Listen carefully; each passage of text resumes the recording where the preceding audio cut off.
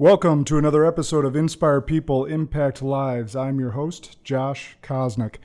And by trade, I'm a financial advisor, and by training, now a leader and managing partner at Northwestern Mutual.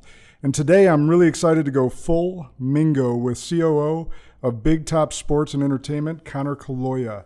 Conor, in addition to his many responsibilities with Big Top Baseball, Caloia is now the board of directors, or he's also on the board of directors of Boys and Girls Club of Dane County with our good friend Michael Johnson. But in his past, received an undergrad degree with the UW-Madison with a BA in journalism and focus on strategic communication with his MBA from UW-Madison. He lives here on the near west side of Madison with his wife Rachel and daughter Ella and son Keegan, and originally from St. Charles, Illinois. So you're a Bears fan? Cubs? Cubs, for right. Sure. So we're sure of that at least. Yes, Cubs. That good with that. Packers and Cubs. Fans okay. of Packers and Cubs, but yeah. But I don't know how we got to this, but somehow my brother-in-law, after our kids were born, somehow he took control of negotiating what teams our kids would follow. So Cubs and Packers is where we ended up, and I'm good with that. I'm not sure why he had any say in it, but that's kind of what happened somehow. And yeah, all families are dysfunctional at some level. So there you go. Hopefully, we're not going to talk about that for the next 45 minutes. No, we're not. But good. But we are going to talk about breaking away from the mundane. And excited to get into this topic with you, Conor, because when I think about the Mallards, your baseball team here in Madison, or Shake the Lake, now the largest firework display in the state of Wisconsin, and now Forward Madison FC, your new pro soccer team, it's like the word mundane doesn't exist in the dictionary for you. So these have all been a huge success, or maybe you're still on that path of success that you feel like, but from the outside looking in, they all look very, very successful. So I think you've really set a new bar for sports and entertainment, or maybe the industry as a whole here in Madison.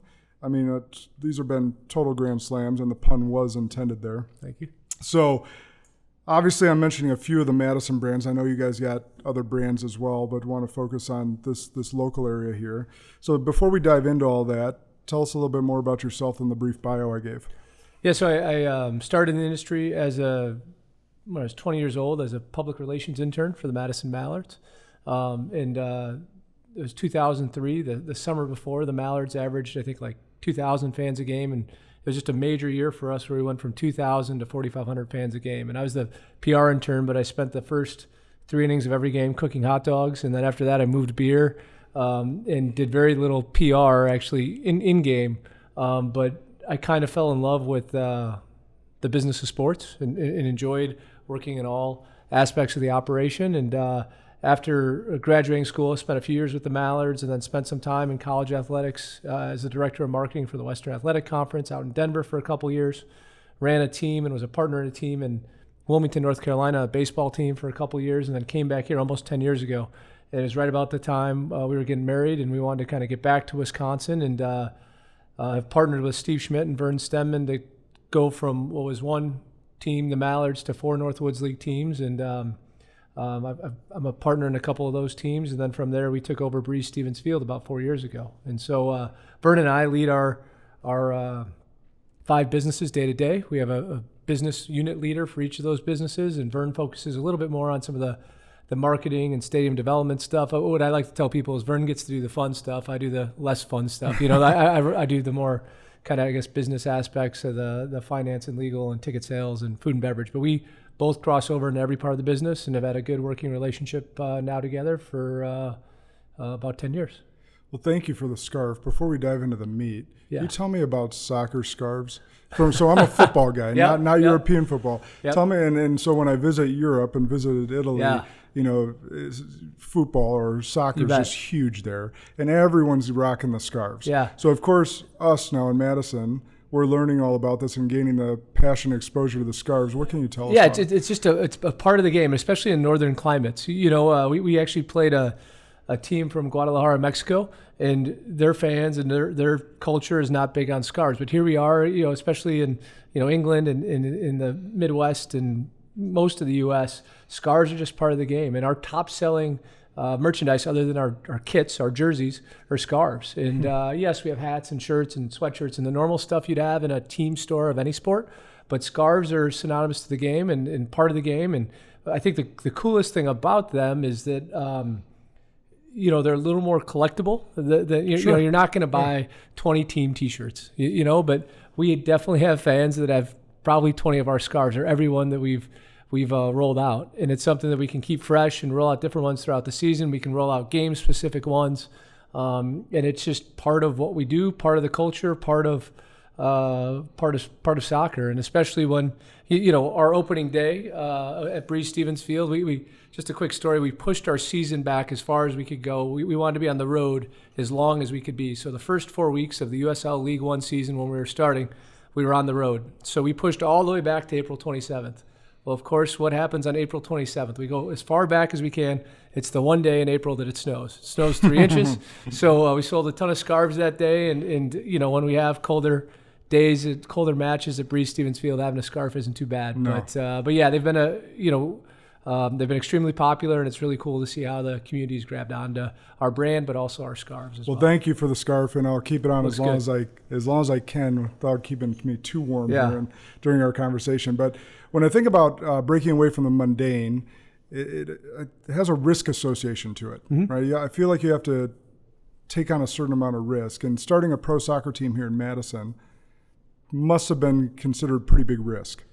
So why did you talk us through that? Why did you guys go down that path, especially like someone like Steve Schmidt, who's been hugely successful in baseball? I mean, you guys all as partners, but had this huge success in the Northwoods League.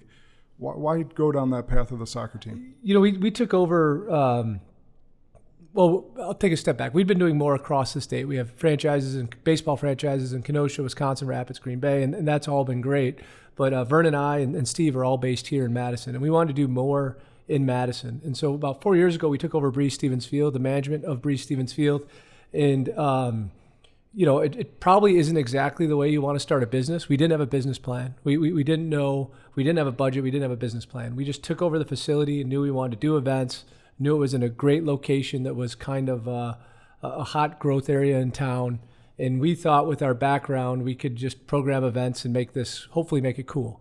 And it was shortly after taking over Breeze that we realized Breeze needed a primary tenant, and that soccer was probably best for that. So we did about 3 years of homework trying to find the right league at the right time. Soccer over the last 5 years in the U.S., pro soccer especially, has been in a transformative phase. 5 years ago, there was 45 pro teams in the U.S. Now there's over 70. And so we kind of sat on the sidelines for a few years waiting to find the right league. We almost had a couple, I wouldn't call them false starts, but a couple times we almost submitted the paperwork to join a league, and then we pulled back. And we waited till the third division of pro soccer in the U.S. was created with USL League One, and it just ended up being the right league at the right time. Yes, it was a risk. We did our homework, but we didn't really know what soccer would be in Madison. We knew we were in a good neighborhood. We knew that soccer spoke to millennials, but I don't think we expected what it's become. I don't think we expected the national and international attention we've received. I don't think we expected quite the local community buzz around it. So yeah, it was a risk. And I think, we talk about breaking through the mundane. I think the thing we've learned with soccer is whatever risk you're going to take, try and push even further. Like everything we've done with the soccer team has been risky, from starting it to all the successive decisions we made, creating the logo and the team name, and then our jerseys were, people thought way too far out there and non-traditional for American soccer. And everything we've done, we've just taken a risk and pushed and tried to be different. And it's, I think, been the best thing we've done with the brand so far, and something we're going to keep doing until somebody tells us we can't do it anymore. So has there been any small failures there along the way where maybe you pushed too far?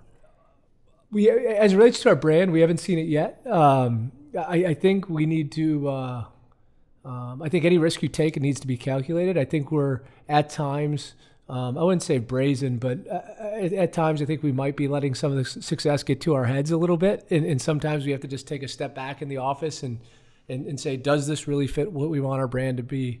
And yes, it's a goofy, crazy idea, but is this really what we want to be? And so I don't know that I've seen while we've had plenty of failures and plenty of things we need to improve on, I haven't seen none come to mind that connect directly with taking too much of a risk as it relates to launching, the soccer team, Forward Madison, and what we've done there. But I do think it's important that, when you have success and when you take a risk, have success, doesn't mean that you can just it's not all house money. Yeah. At some point, we are good to try and stay humble and keep ourselves in check to make sure that we are ultimately developing the brand we want and not just doing something that's kind of gimmicky and fun. Right. Yeah, because it could be taken that way, especially with the logo and the mascot you guys chose. And for some of our audiences well throughout the country, so they have no idea what we're even talking about logo. So I'm going to tell you, you guys chose a pink flamingo in Madison, Wisconsin. Plastic pink flamingo, you bet. Right?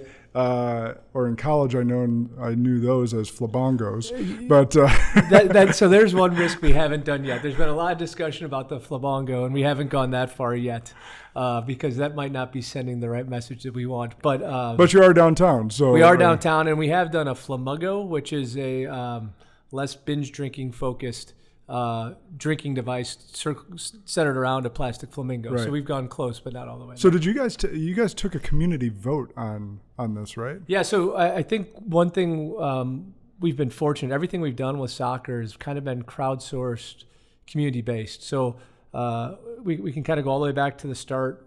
May 19th, 2018, we announced we're bringing a team there, and then we launched to kind of name the team process, not necessarily a contest, but a process. And we got input on what the name of the team should be. And Forward Madison, we did a bracket style kind of contest, and Forward Madison rose to the top. Once we had that figured out, we asked fans what our icon should be, what should be kind of the center of our crest. We asked fans what our kit should look like, what color they should be. And so we had over 15,000 votes. And Forward Madison, while it sounds weird having kind of the descriptor before the city name, I mean, that doesn't happen often in sports.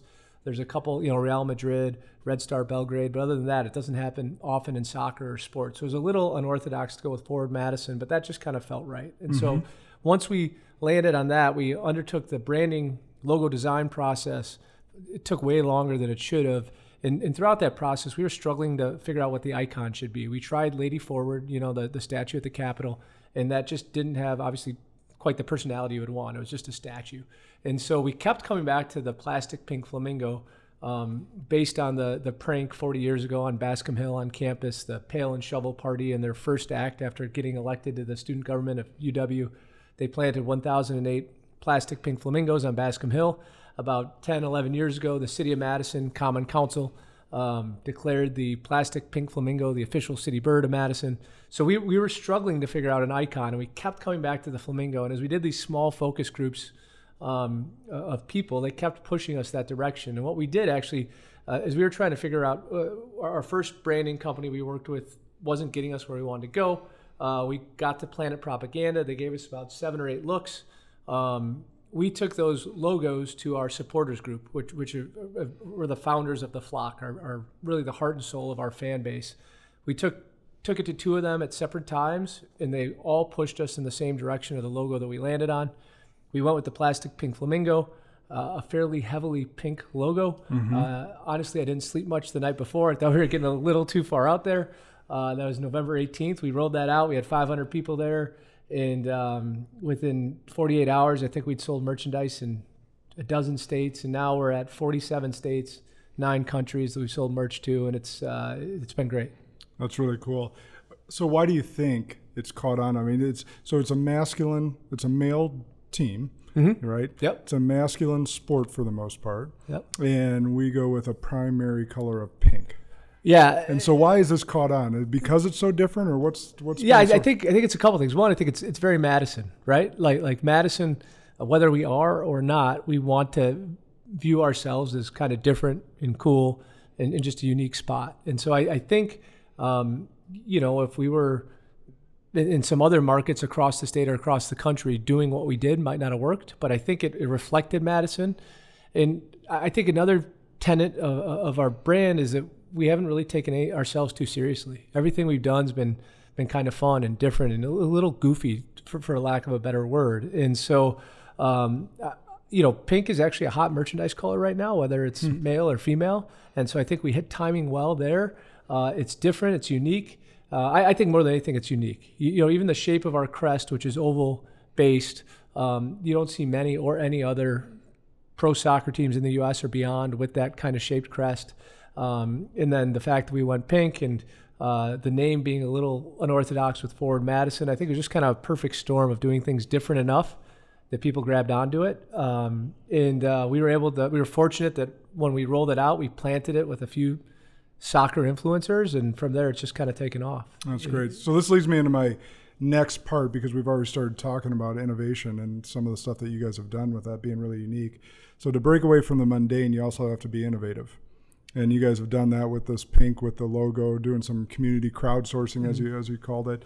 So it's been really innovative with your marketing. So could you explain some of these innovative marketing tactics with the audience? So let's start with Instagram. Yeah. What have you guys done unique on Instagram to really drive force? Well, I'm not the best social media expert. I'm not on social media, and so I think if this is for leaders out there, business owners, I think what we did best is we hired a brilliant, at the time, college intern who's now earned himself a full-time position.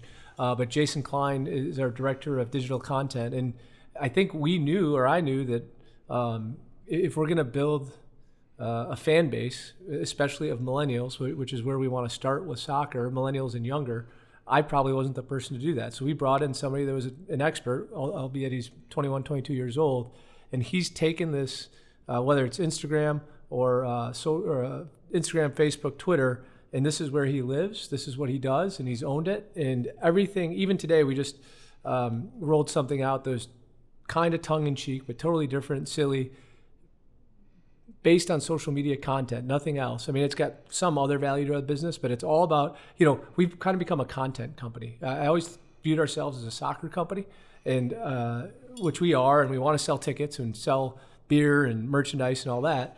But how we've been able to connect with fans locally and abroad on social media, and Instagram's our most popular platform. The way we've been able to connect with people, it's taken our brand a lot further than traditional media would.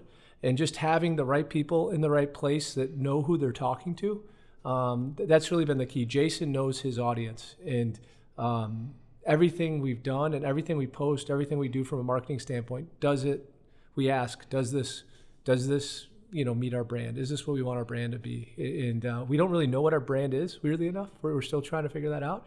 But we know if it fits the brand voice or not. And so he's done great on Instagram. We just created a nationwide tour that we just got back from last night, where, long story short, we were delivering a keg of spotted cow from Wisconsin to our game in Richmond, Virginia. And I think our social media impact on that one, when it's all done, is over 100,000 views. You got approval to do that? Get that keg out of the state? We got approved. Yeah, we weren't selling it, so we were consuming it. So we were consuming it. It was all right. We had good friends, at Frank Beverage and New Glarus gave us a stamp of approval to take a keg through 8 states and make 6 stops and eventually end up at our game in Richmond. But everything we do, especially on Instagram and social, we're breaking through the mundane.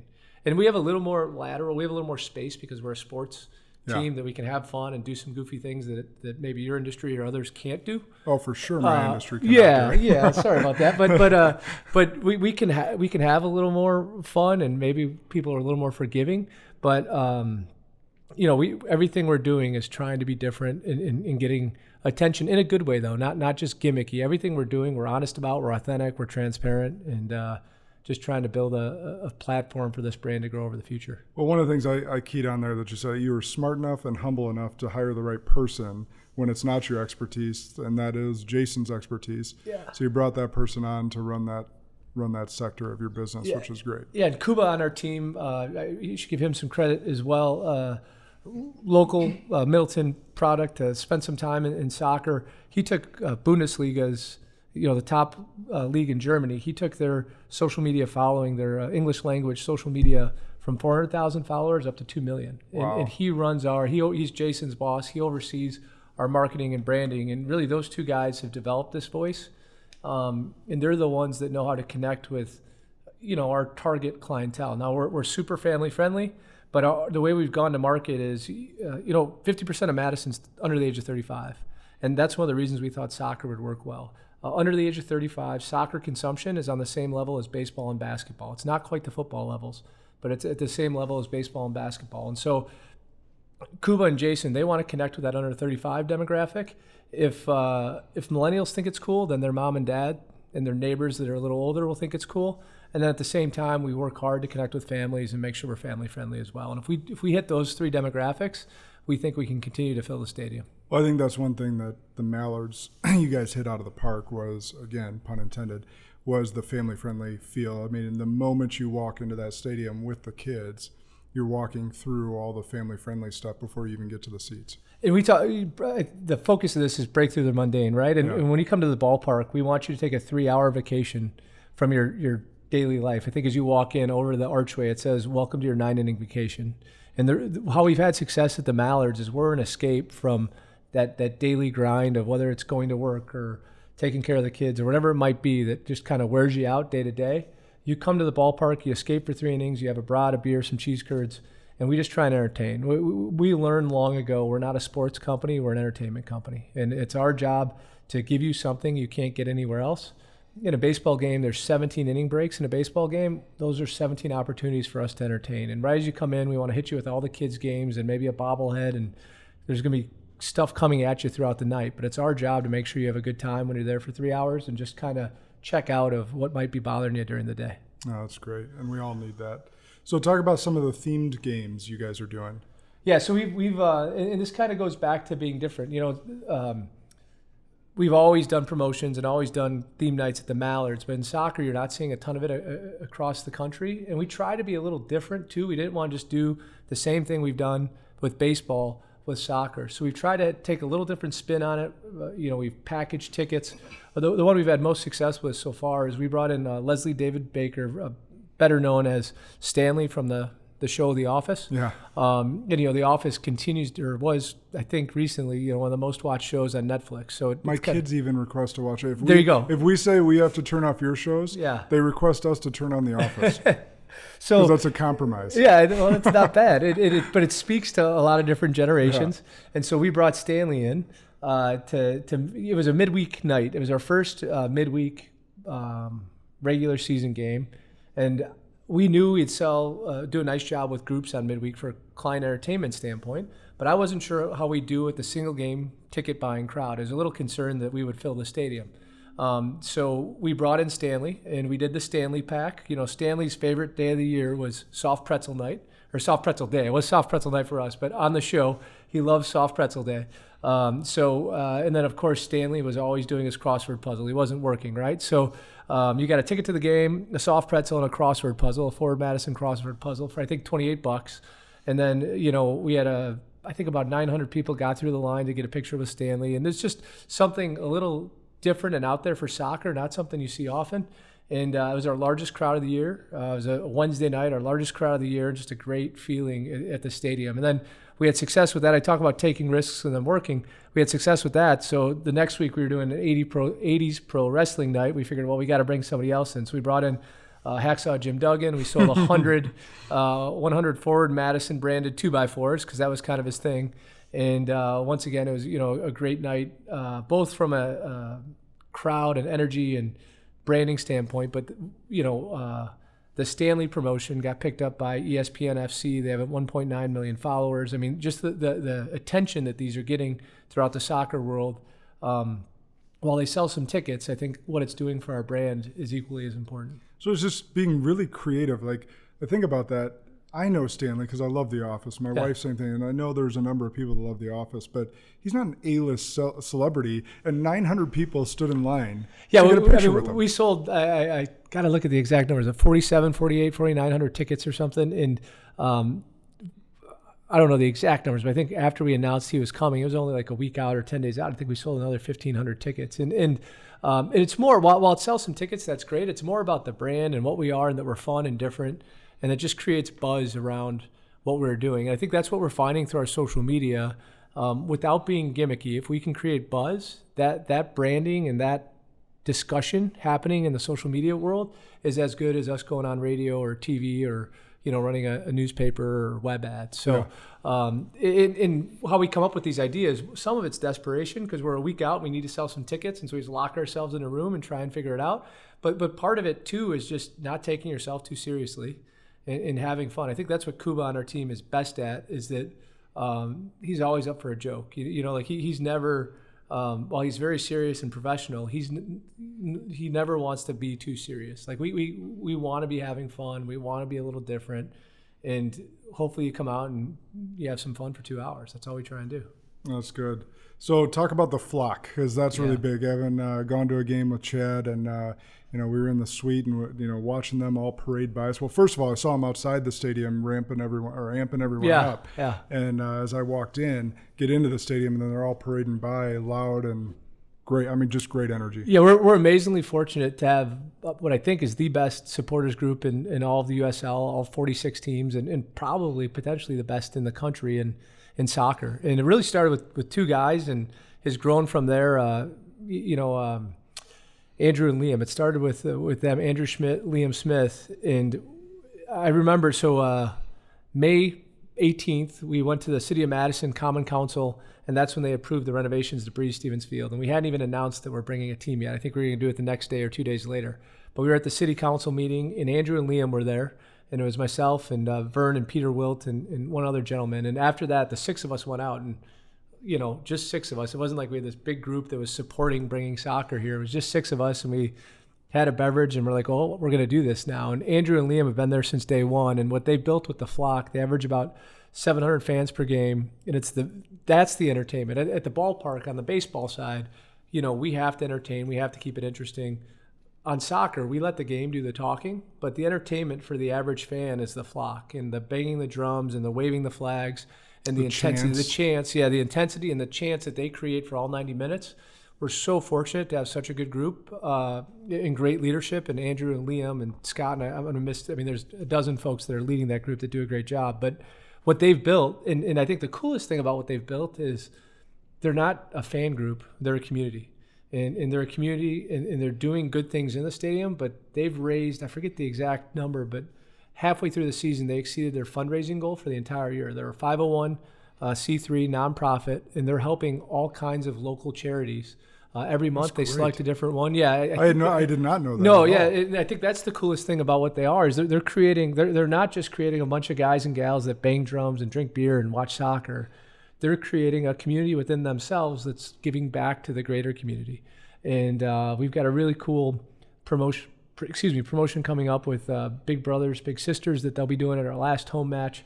And a lot of the stuff that they're doing is reaching far beyond the stadium and far beyond our fan base. They're having a legitimate impact across the nonprofit community. 12 months, they'll have 12 different charities they highlight, and it's really impressive to see what they're doing and how they're connecting and making an impact.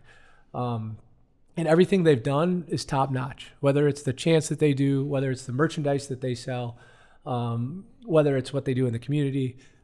It's amazing what they've built. And I just credit to those guys for what they've done, because there's nothing like this. I don't think there's anything else like it in the U.S. And they've done this in 6 months. And are Andrew and Liam employees? No, they're not. That's a great question. The amount of time they put in, they should be employees. I mean, they're just super fans. They're super. They love the club, but they want to have a bigger community impact and want to use the club as or partner with the club as a vehicle for that. So the supporters section, the flock, are totally independent. They're on their own. They make their own decisions. They're separate from the club. We can't influence, or nor do we care to influence what they do. We've got what I would say an amazing relationship with them. We work closely with them. We're trying to provide opportunities for them that other U.S. or soccer teams across the globe aren't doing. Like one example, they have an in-stadium dedicated merchandise booth, and no other team in U.S. soccer gives their supporters group an in-stadium dedicated merchandise. I think most teams are afraid they're going to compete with them. Right. And so these guys do a great job. They have an in-stadium merchandise set up, and then we're working towards an idea with them for next year that we're planning to execute with them that I don't think anybody else has done in the States as it relates to soccer. So we want to create unique opportunities for them, but they're deserving of it because what they've done is amazing. And the time and effort they've put in to build this group, but also to have an impact in the community is really special. So let's talk real briefly, give Michael Johnson and the flock more cred here. So when's the last match that's going to be happening? So the last one, so it's Big Brothers, Big Sisters. It's Big Brothers, Big Brothers, Big Okay. Sisters. Yeah, it's and I might have misspoke there. It's this Sunday, September 22nd. 4:00 match, and just a really unique thing that they're partnering with, and they're gonna kind of roll out, for lack of a better term. And while that event's really cool, they've done stuff year round to help so many groups in the community. Good. So how about you guys' community involvement? Because I know you guys as an organization outside of the flock, that's interesting perspective for me now, seeing that or hearing that as well. So how have you guys done so much in the community in such a short time, and what's your strategy there long term? Well, a couple things. One, yes, we're a privately held business, but we view ourselves as kind of the caretaker of the business. It's really the community's business. If the soccer community is not connecting with what we do, then we're not going to have success. So every decision we make, whether it's on the baseball side or the soccer side, it's based on the fan experience and doing what we think is best for the fan experience. For every soccer match, we highlight a different nonprofit right as you come in. So all 19 nights, there will be a nonprofit spotlight of the night where we raise money on that night through a 50-50 raffle and in different kind of fundraising elements to raise money for that charity. And the key to our businesses, both businesses, but especially the soccer team, is just integrating into the community and making sure that we're being a good kind of community steward. Whether it's the youth soccer community, there's 20,000 youth soccer players in the greater Madison area, 37 clubs, 20,000 players. Whether it's connecting with them and working to help them and working to help their coaches and help grow the game, or it's just working with local nonprofits. Like last week we had a fundraiser for the United Way. Whichever one it may be, we need to be everywhere in the community. We need to be positive in the community, and we need to take what we've hopefully built as a platform to raise money for different nonprofits. So we highlight a different one every night for soccer, and then on the baseball side, all 36 nights we do the same thing. And in total, with the Mallards, work with about 1,000 charitable donations a year to different charities. So that's just part of what we should be doing. We're community businesses, and if the community doesn't support what we're doing and we don't support the community back, this isn't going to work. 100% agreed. That's very similar to my principles for our organization as well. So that being said, so you got the community involvement. We talked about the flock. We talked about Instagram and the themed games. Finally, to break away from the mundane, you have to offer a unique customer experience. And I think you guys have crushed it here. And I think you guys learned a lot or took a lot from the Mallards and the other events that you've done. How many baseball teams failed here before the Mallards stuck? It's a great question. So in the 10 years before the Mallards showed up, and Steve Schmidt founded them, and Vern Stemmen, my now partners, Vern was the first employee. There was 3 teams in the 10 years before. So the Madison Muskies, which had a good run for about 10 years total. After the Muskies left, the Mad Hatters, the Madison Hatters. Black Wolf or something? Yeah, and then the Black Wolf. Yeah. And the Hatters lasted 1 year. The Black Wolf were here for 5 years, but the constant talk, and I wasn't around them, but what I hear, the constant talk with the Black Wolf was always about new stadium, and it was going to be in Fitchburg or Middleton or somewhere. And when Steve came in, he thought Warner Park was great, and he kind of took the opposite approach, not that we have to go somewhere else. He thought, this is a great facility, let's put a coat of paint on it. We're going into year 20 next year of the Mallards. I think there's been, between the city and Steve, about $7 to $8 million in investment in the facility. Awesome. And annually we do some kind of investment in the facility to make it fan friendly. So yeah, we were fortunate to come in, and where a lot of folks failed, we've been fortunate to have success. So the reason I segued there is, like, you guys being to a soccer game now, you guys have done this extremely well, from the food selections to the seating experiences and just overall atmosphere is just really unique. So I'm not I played soccer growing up, but I'm not a natural soccer fan because I fell in love with football. Yeah. But Chad and then Nestor, as we've mentioned beforehand, have got me to you guys' games and really enjoyed the experience, even not being a soccer traditional fan like a good portion of the base is. So I guess I'm speaking for most of the masses that may not be a true soccer fan that's going to watch TV and root on that team. I'm more of the opposite, where I'm like, I'm going to come for the experience and have fun, or to create a employee event or a networking event or a charitable event. But speak a little bit to that. To break away from the mundane, how have you guys just really thought about your customer experience? Well, to your point, Josh, if we were just speaking to soccer fans, we wouldn't be drawing 4,300 fans a night. We need to go beyond just that hardcore soccer fan and speak to the masses and the general folks that are maybe fringe fans or aren't fans yet, are going to become fans. And our business has been built on Steve Schmidt's customer service principles, and Steve owning the shoebox and having worked there now for 52 years. He has great customer service there. The customer is the focus of any business, and the customer is always right. Those are two principles we kind of live by. And so as we built our game day experience at Breeze Stevens Field for soccer, it was all based on the customer experience and what can we do, one, to be different, what can we do to be different, be unique, but at the same time provide good value and be affordable. And I think it might have been 2-3 years ago when we were planning our soccer experience, we thought we would just be the Mallards of soccer. We thought we would just come in and, entertain like crazy and throw stuff into the stands and, live music all game and just forget about the game and just entertain like crazy. And Vern and I learned really quick as we did our limited research and homework that soccer fans, they want the game to do the talking. They don't want this crazy circus that we have at the Mallards. They want the game to be the focus. And so we shifted our thinking real quickly. We let the game do the talking. We're fortunate to have such great entertainment from the flock. And it was kind of coincidental. We didn't mean to do this, but at Breeze Stevens Field, we bring our fans right on the field level on all 4 sides of the facility. And what that does, it just creates a really unique energy. It brings fans really close to the action. You're right in the action. Yeah. And it just creates this unique energy that then kind of, it's palpable throughout the stadium. And FIFA, which is the governing body of soccer, allows you to be 9 feet from the sideline on the touch lines, on the sidelines, and then 10 feet behind the goals. And so we're at the FIFA minimum on all 4 sides of the stadium. People are right down in the action. It just creates this electric atmosphere. And so that's kind of where the fan experience starts. Good food and access to beverage. We've doubled almost doubled the points of sale for beverage over the course of the year, for beer particularly, because we weren't serving people fast enough.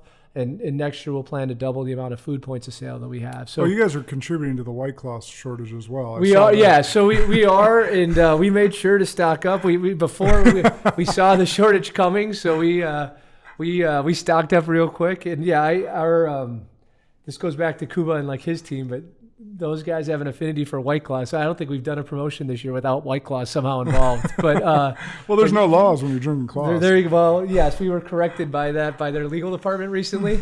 I don't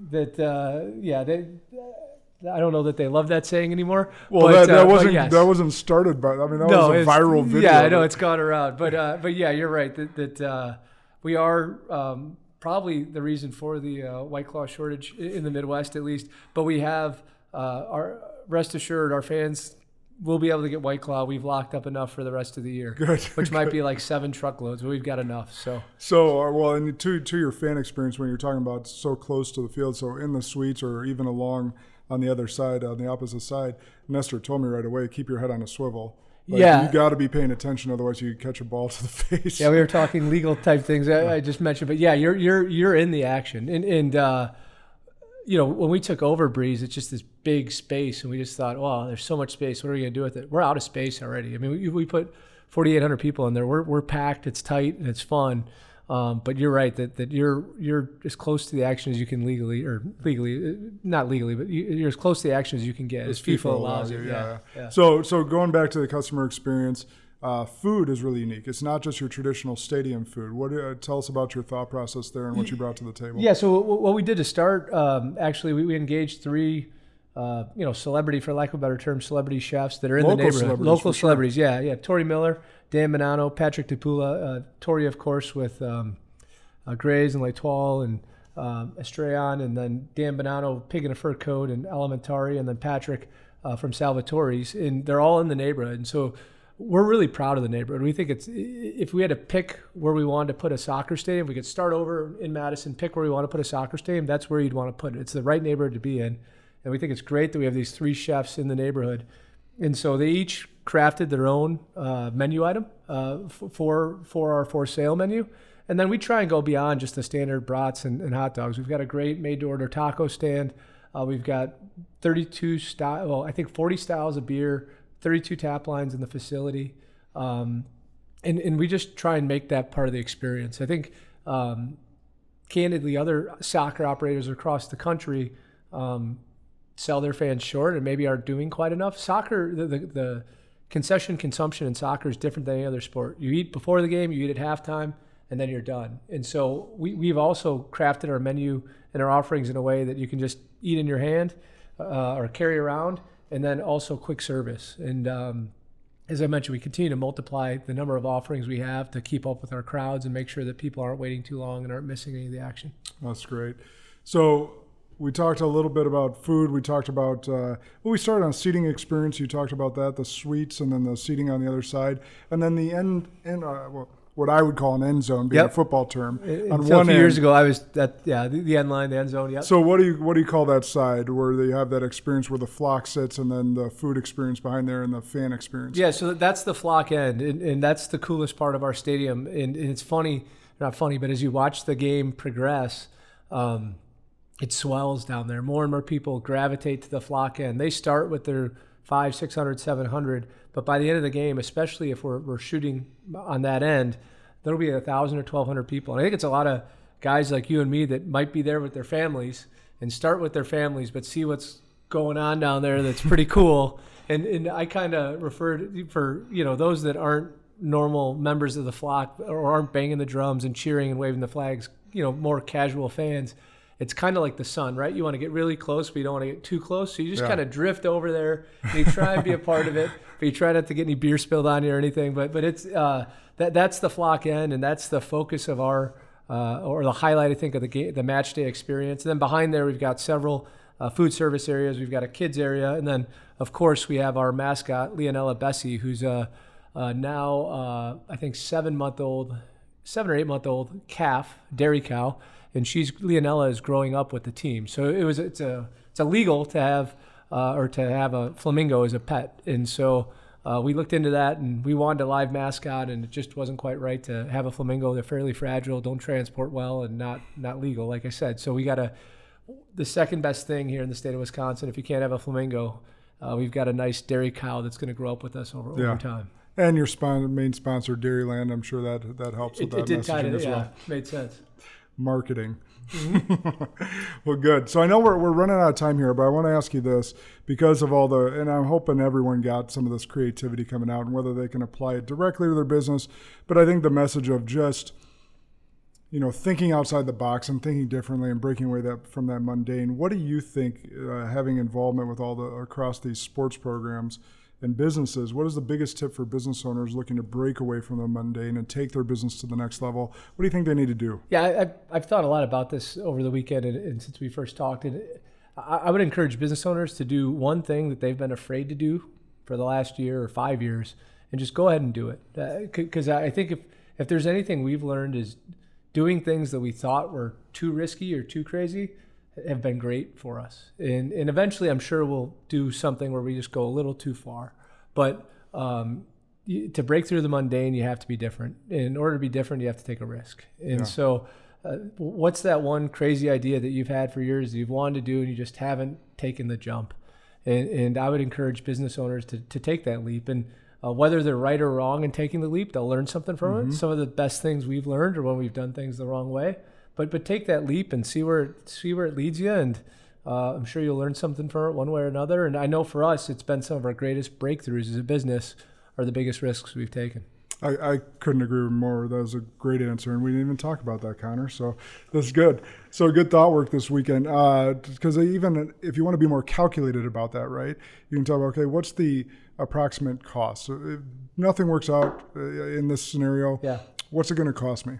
But then also on the other side of that, what's it going to cost you to not do it? Or what's the upside? You're right on it. Honestly, ideas are cheap, right? For us, the best financial moves we've made haven't cost us a ton. They've been good ideas that we've believed in, and then we build around that idea. And yeah, there may be some cost to execute that idea, but take that good idea that you've had and you've been afraid to do and give it a try and see where it takes you. It's like placing a bet on yourself and a calculated one. So, I mean, it may be as simple as, hiring that next person. Well, you can make a 3-month bet, and if you have to pay that person $4,000 over the next 3 months, so that's a $12,000 loss if it totally doesn't work out. Yep. Okay. But then what's the upside if it does work out? Right? It could be immeasurable.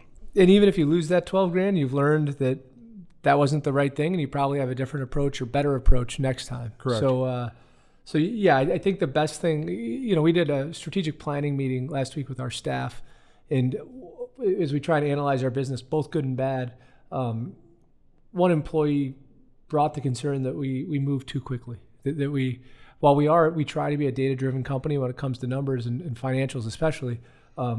Their concern was that we move a little too quickly, and while she's probably right, sometimes we do move too quickly. I think it's one of the things we do best is that we're nimble, we're agile, and we'll take that jump and maybe not overthink it, where it would just, it's always easy to not do it, right? Yeah.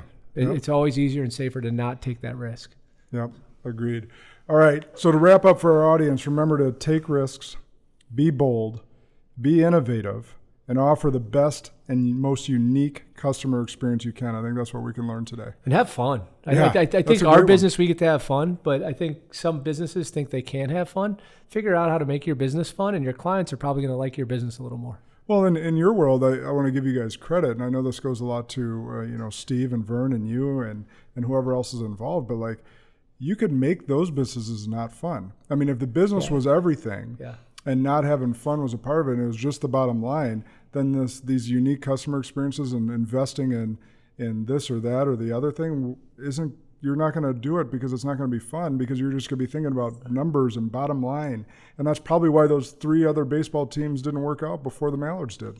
Your point is so valid that every decision we make, it's not on the bottom line, it's on the customer experience. And this comes from Steve. If the customer experience is good, our business is going to be all right.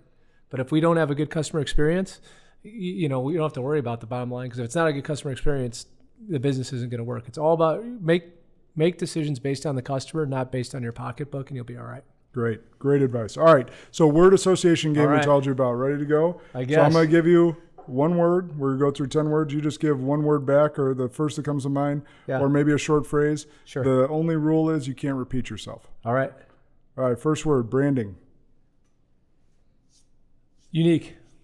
Team. Important. Trust. The most important thing. Can't repeat myself. No, that's all right. You went most important. Risk. Fun. Talent. Necessary. Rachel. Awesome. Madison.